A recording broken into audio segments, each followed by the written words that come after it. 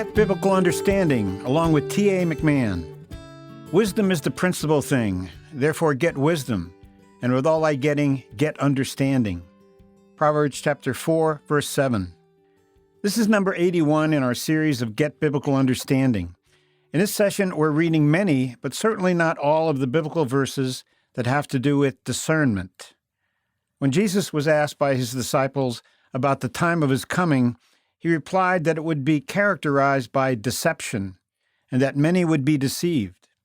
Therefore, as we draw nearer to his return, we are exhorted to increase in biblical discernment, that we not be led astray. Again, the theme of this series is discernment. 1 Corinthians chapter 2, verses 6 to 9. Howbeit we speak wisdom among them that are perfect, yet not the wisdom of this world, nor of the princes of this world, that come to naught. But as it is written, eye has not seen, nor ear heard, neither have entered into the heart of man the things which God has prepared for them that love him. 1 Corinthians chapter 2, verses 10 to 12. But God hath revealed them unto us by his Spirit. For the Spirit searches all things, yea, the deep things of God. For what man knoweth the things of a man, save the spirit of man which is in him? Even so the things of God knoweth no man, but the Spirit of God. Now we have received not the spirit of the world, but the Spirit which is of God, that we might know the things that are freely given to us of God. 1 Corinthians chapter 2, verses 13 to 14.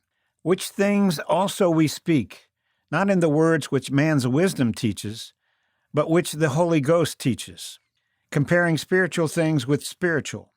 But the natural man receiveth not the things of the Spirit of God, for they are foolishness unto him. Neither can he know them, because they are spiritually discerned. 1 Corinthians chapter 2, verse 16. For who hath known the mind of the Lord, that he may instruct him? But we have the mind of Christ. 1 Corinthians chapter 3, verse 10.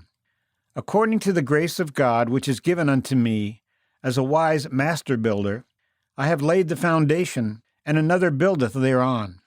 But let every man take heed how he buildeth thereupon.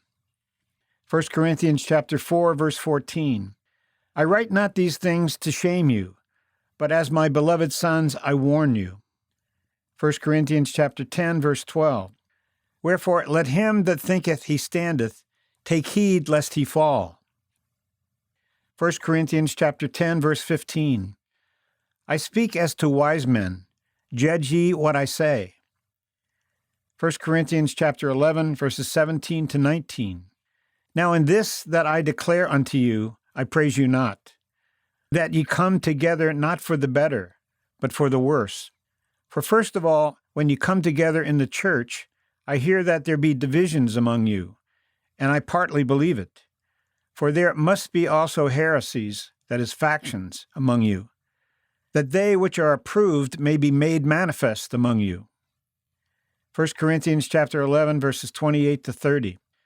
But let a man examine himself, and so let him eat of that bread and drink of that cup. For he that eateth and drinketh unworthily eateth and drinketh damnation to himself, not discerning the Lord's body. For this cause many are weak and sickly among you, and many sleep.